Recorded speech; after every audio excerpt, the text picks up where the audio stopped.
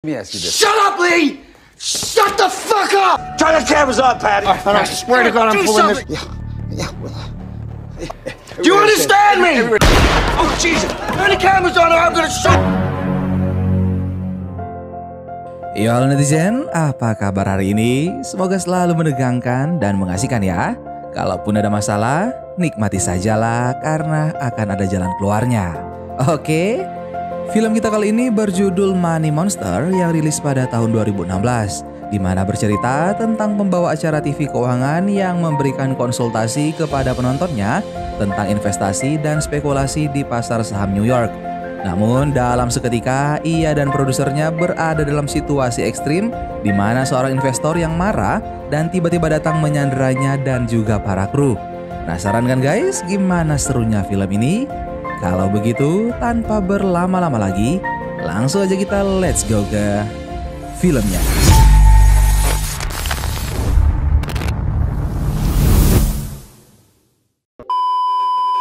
Film pun dimulai dengan berlatar kota New York, Amerika Serikat. Di awal cerita, kita diperlihatkan pada seorang presenter pria yang sedang memandu acara televisi bergaya bernama Money Monster. Kita panggil saja dia dengan nama Lee. Lee merupakan pakar keuangan yang selalu memberikan informasi, rekomendasi, dan saran seputar bursa saham kepada pemirsa yang menonton acaranya tersebut. Dikabarkan sebelumnya ada sebuah bursa efek di Wall Street yang bernama Ibis Clear Capital yang mengalami bearish atau jatuh sampai 90%. Hal itu menyebabkan dana para investor sebanyak 800 juta dolar hilang tanpa jejak. Nilai tersebut apabila dirupiahkan dengan kurs saat ini yaitu sebesar 11,6 triliun. Saat diwawancara, alasan mengapa harga saham tersebut anjlok, CEO Ibis yang bernama Walt Camby selalu menjawab ada kesalahan anomali algoritma atau malfungsi. Oleh karena itu, Walt Camby diundang ke acara Money Monster untuk menjelaskan misteri malfungsi yang terjadi pada bursa efeknya kepada jutaan penonton. Scene pun berpindah pada Lee Gates yang sedang buang air besar di toilet, tapi tiba-tiba seorang produser yang bernama Patty mengatakan bahwa Walt Camby ternyata masih berada di pesawat yang datang dari Jenewa, yang artinya ia akan datang telat untuk menghadiri acara televisinya tersebut. Sehingga untuk sementara waktu ia akan diwakilkan oleh kepala komunikasi yang bernama Diana Lester. Sementara itu, di luar gedung terlihat seorang pria yang diduga kurir mengambil 2 kotak dari belakang truk. Ia langsung masuk ke dalam gedung tanpa sepatah kata apapun walau disapa oleh petugas keamanan. Di saat yang bersamaan, acara yang dipandu oleh Lee Gates yaitu Money Monster dimulai dan disiarkan di televisi. Topik pembahasannya jelas yaitu untuk menjelaskan kejanggalan hilangnya uang 800 juta dolar dengan Diana sebagai perwakilan Walt Camby. And talk about the thing that everybody else is talking about. Rather than grabbing the third rail, Walt Camby is 35,000 feet in the air right now. Ibis Clear Capital is down another quarter. Lost today, so I know you're wondering, should I sell? Di belakang acara yang tengah berlangsung terlihat kurir yang menengok-nengok ke dalam studio. Para kru tentunya menyadari namun kurir tersebut malah langsung menerobos masuk. Lee yang tadinya mengira kurir itu hanya membawa paket biasa, sontak langsung ketar-ketir karena si kurir tiba-tiba menembak langit-langit dan menodongkan pistol ke arah Lee Gates. Oh, Jesus! Turn the cameras on or I'm gonna shoot him in his head! Turn the cameras on, Patty. I swear to God, I'm Do pulling this. something. Do you understand me? Everybody understands. Are you fucking kidding me? Call fucking security! Aksi itu pun sontak membuat para kru menjadi panik. Tanpa pikir panjang, kurir itu menyuruh Lee untuk membuka salah satu di antara kedua paket itu. Dan surprise, box yang dipilih Lee ternyata adalah rompi yang telah dipasang bom. Sang kurir pun memaksa Lee agar memakai rompi itu atau ia akan memencet detonator yang bisa saja langsung melenyapkan seisi studio. Good. Detonator. All right? My thumb comes off this trigger? You know. Because it happens to me all the time here. Panic. You can't breathe. I think I'm having a heart attack. I want to make sure I get time to say it. Diketahui kurir tersebut ternyata adalah seorang investor yang bangkrut karena mengikuti rekomendasi dari Lee untuk berinvestasi pada saham Ibis. Ia menyampaikan betapa bobroknya dunia pasar saham secara emosional di mana grafik yang dapat dimanipulasi oleh manusia, broker yang bebas dari pajak, serta banyaknya tindakan ilegal di dunia pasar saham yang ternyata tidak terikat oleh hukum Amerika. Polisi yang bertanggung jawab mengizinkan kru Money Monster agar tetap menyiarkan acara penyanderaan tersebut ke televisi. Tujuannya untuk menghindari sang kurir meledakkan bom. Scene kemudian berpindah di mana seorang kapten polisi yang membawa negosiator untuk berbicara kepada sang kurir. Namun hal itu malah semakin memperburuk keadaan. Karena tujuan utama ia menyandra seisi studio adalah untuk berbicara dan mendapatkan jawaban secara langsung dari Walt Canby, CEO dari Ibis Central Capital. I want everyone to know something. So after they're done stealing our money, they barely even have to pay any taxes on it. Steal anything from you. Be quiet, Lee. Let me ask you this. Shut up, Lee! Shut the fuck up! So they gotta keep rewriting the equation. Control the information. Identitas kurir pun akhirnya diketahui dan ia bernama Kylie Batwell yang merupakan seorang supir truk berpenghasilan $16 per jam. Sementara itu, di sisi lain sedang terjadi sebuah kerusuhan dan demo besar-besaran di sebuah kota yang bernama Johannesburg, Afrika Selatan, di mana mereka melakukan aksi mogok penambang yang nanti akan kita ketahui hubungannya dengan konspirasi malfungsi pada saham Ibis Clear Capital. Scene kembali berpindah di mana terlihat sekumpulan polisi yang sedang menyusun strategi penyelamatan, yaitu untuk menonaktifkan bom pada rompi yang dikenakan Lee, dan satu-satunya konklusi paling minim resiko yaitu menembak pemicu detonator yang berada di area perut Lee dari atas panggung.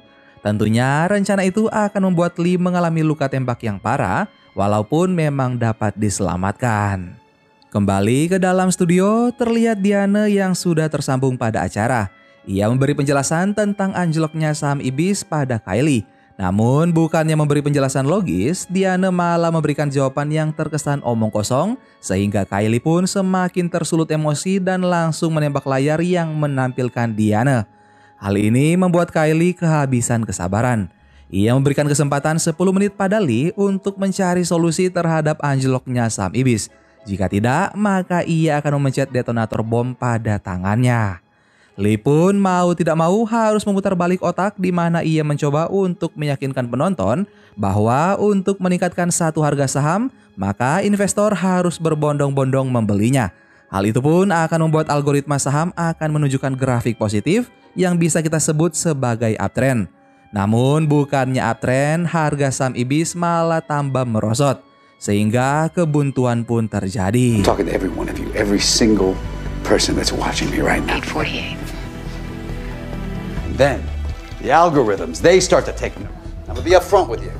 I don't want you to do it because you're gonna make money. Do it, everybody invest just a little bit of money.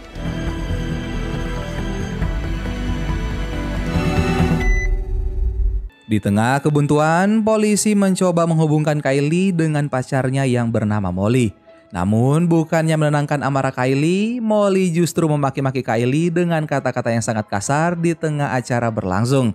Jelas Kylie yang mendengar makian pacarnya langsung merasa sedih dan kena mental.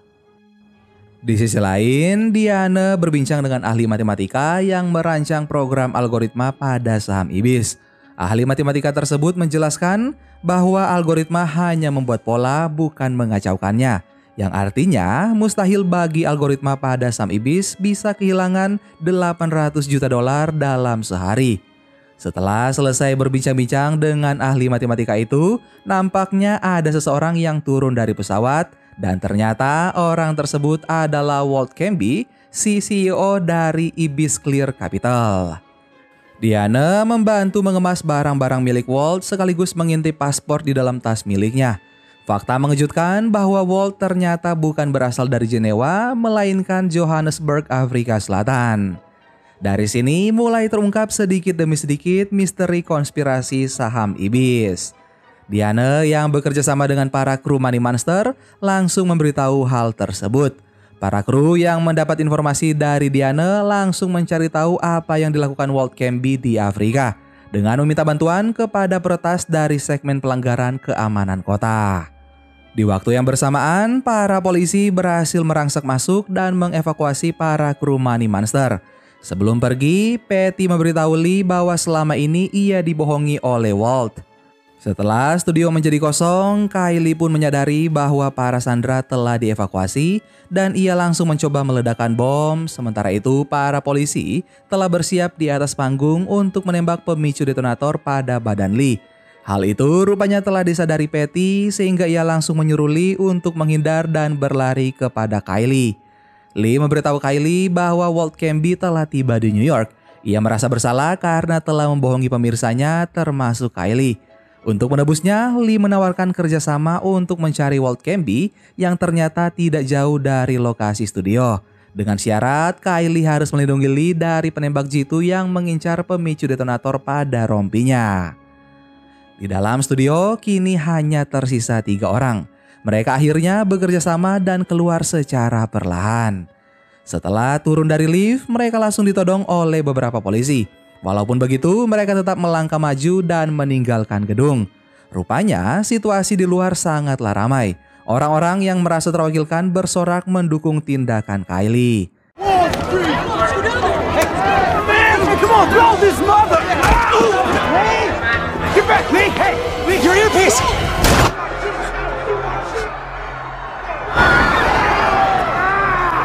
Di sepanjang jalan, mereka terus dibuntuti oleh polisi. Ratusan orang pun menyemangati Kylie tanpa memperdulikan bahwa ia membawa bom.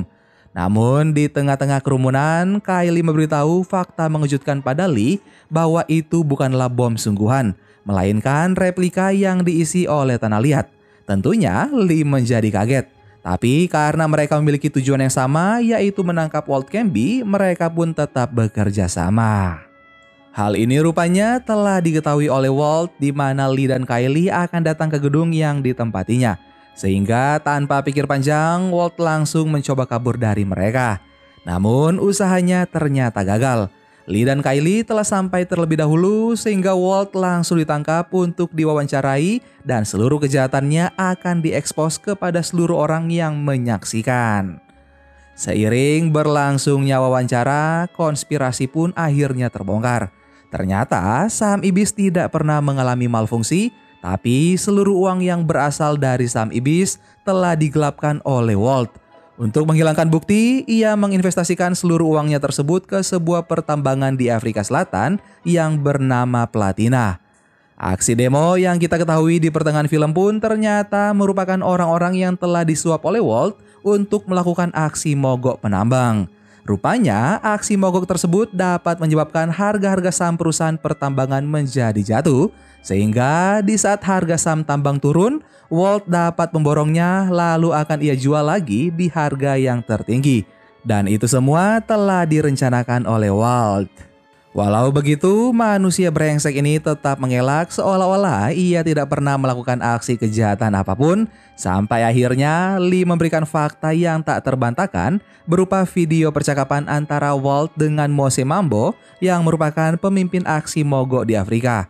Walt pun langsung mati kutu. Setelah mengetahui semua fakta tentang anjloknya saham Ibis, Kylie pun memindahkan rompi bom tersebut kepada Walt. Alasannya karena Kylie ingin mendengar Walt mengakui kesalahannya secara langsung. Bukannya mengaku, Walt justru terus mengoceh dan terus mencoba memojokkan Kylie.